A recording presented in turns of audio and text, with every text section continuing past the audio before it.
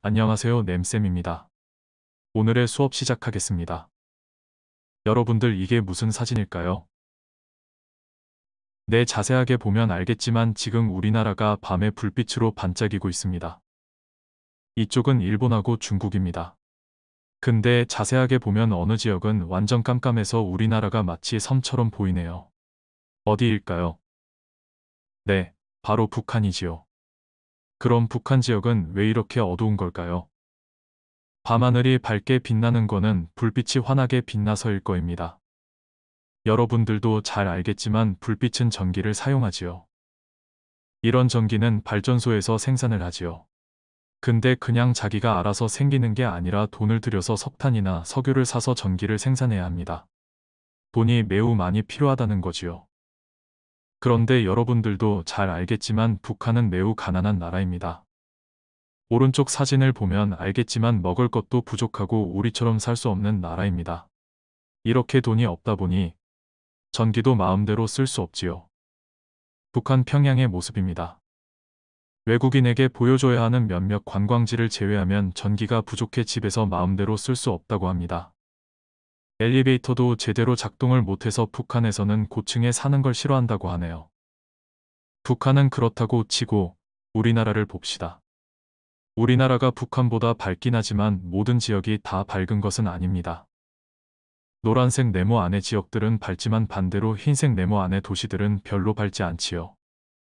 우리나라는 노란색 지역이라고 잘 살고 흰색 지역이라고 못 사는 것도 아닌데 왜 이렇게 차이가 나는 걸까요? 아까도 보았지만 밝은 지역은 전기를 많이 쓰고 어두운 지역은 전기를 적게 쓰는 지역이라고 했습니다. 그러면 우리나라의 경우에는 밝은 곳은 사람이 많아 전기를 많이 쓰고 어두운 지역은 사람이 적어 전기를 적게 쓴다고 생각하면 되겠네요. 우리나라를 보면 특히 두 군데가 밝게 빛납니다. 어디일까요? 여기 두 부분이 밝게 빛나네요. 왼쪽 위가 서울이 있는 수도권 지역이고 오른쪽 아래는 부산, 울산, 대구 쪽입니다. 확실히 큰 도시가 밝게 빛나는 걸 확인할 수 있지요. 반면 흰색 사각형 지역들은 밝지가 않습니다. 이 지역은 태백산맥이 지나는 강원도 쪽과 소백산맥이 지나는 전라도 경상도 쪽이라서 사람들이 많이 살지 않고 어두운 것입니다. 같은 대한민국 안에서도 큰 도시들과 사람들이 거의 살지 않는 곳이 있는 거지요. 그럼 오늘은 우리나라 도시들이 어떻게 발달했는지 특징을 살펴보겠습니다. 먼저 우리나라 도시들은 어떻게 변했을까요? 여러분들 사회책 68쪽에 있는 지도를 봅시다. 도시들이 동그라미로 표현되어 있네요. 이 동그라미는 빨간색 원 안에 설명이 있네요. 이 지도에서 원의 색, 크기가 각각 뭘 나타내는지 알아봅시다. 먼저 원은 무엇을 나타낼까요? 화살표가 가리키는 설명을 보면 알겠지요. 원은 인구를 나타냅니다. 원의 색깔은 인구의 범위를 나타내지요. 예를 들어 주황색은 250만에서 500만 사이의 인구를 나타냅니다. 마지막으로 원의 크기는 인구 수를 나타냅니다. 그러면 원이 크다는 거는 인구가 많다는 거겠지요. 그러면 여러분들 왼쪽 지도를 봅시다. 1960년의 우리나라 도시 크기인데 이때 큰 도시 세 곳은 어디일까요? 원 크기랑 색깔을 보면 되겠지요. 네, 이때는 서울, 부산, 대구였습니다. 노란색과 초록색이 다른 색들보다 훨씬 컸지요. 그러면 같은 노란색인 1960년의 서울과 부산, 어디가 더 컸을까요? 네, 색이 같다면 크기가 큰 곳이 인구가 더 많았겠지요. 서울이 부산보다 더 크기 때문에 서울이 더 많았습니다. 그럼 왼쪽과 오른쪽 중에서 인구 100만 명이 넘는 도시는 어디일까요? 100만 명이 넘는 곳이니 노란색이나 주황색, 분홍색 도시를 찾으면 되겠네요. 1960년에는 서울과 부산만 노란색이고 주황색과 분홍색은 없네요. 그러면 서울, 부산 두 군데가 답입니다. 반면 오른쪽은 도시가 훨씬 많네요. 가장 큰 보라색은 서울, 주황색은 부산과 인천, 노란색은 수원, 대전, 대구, 창원, 울산, 광주로 총 9군데입니다. 두 번째입니다. 1960년과 비교할 때 도시의 수가 가장 늘어난 곳은 어딘가요? 이건 한눈에 딱 들어오네요.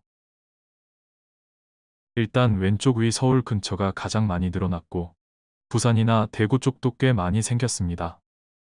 그래서 정리를 해보면 2015년에는 1960년보다 도시 수나 인구가 늘었습니다. 그리고 왼쪽 위 수도권 지역과 남동쪽 해안 지역이 많이 늘었습니다. 어떤 과정을 거쳐서 이렇게 된 걸까요? 1960년은 농사를 짓지만 가난했습니다. 공장을 짓기 시작하고 일자리를 찾아 사람들이 도시로 엄청나게 많이 몰렸습니다. 1970년이 되자 우리나라도 슬슬 경제가 발전했습니다. 그래서 대규모 공장을 지어야 하는데 이때 가장 중요한 것이 그래서 배로 운반하기 쉽게 남동쪽 해안가를 따라 공장을 지었고 자원을 쉽게 가지고 오고 보낼 수 있는 것이었습니다. 부산과 근처의 도시들이 엄청난 성장을 했습니다. 이런 성장으로 1980년이 되자 도시는 사람들이 너무 많아 감당할 수 없을 지경이 되었습니다. 특히 가장 사람들이 몰린 도시는 우리나라의 수도, 서울이었지요. 그래서 도시의 문제를 해결할 필요가 생겼습니다. 이런 서울의 인구 집중을 어떻게 해결했을까요? 서울은 한국의 수도로 인구가 엄청나게 몰려있는 도시입니다. 땅은 우리나라의 0.8%인데 인구는 대한민국 전체의 19%이지요. 서울의 인구 집중을 해결하기 위해 이렇게 많은 시도들이 있었습니다. 첫 번째, 서울의 도시 집중으로 주택이 부족해지자 서울 근처로 아파트들을 많이 지어 사람들을 이주시켰습니다. 그것이 신도시 건설인데요. 서울 근처에는 신도시들이 엄청 많습니다. 오른쪽 사진처럼 아파트들을 빽빽하게 지어 서울의 주택 부족을 해결하려고 했습니다. 두 번째, 서울에 몰려있는 공장들도 딴 데로 옮겼습니다. 서울 근처에 대규모 공장들을 만들고 그곳에서 사람들이 일을 할 수 있게 했습니다. 그 결과 서울에는 공장들이 많이 줄어들게 되었습니다. 마지막으로 서울에 몰려있는 행정기관들도 이전을 했습니다.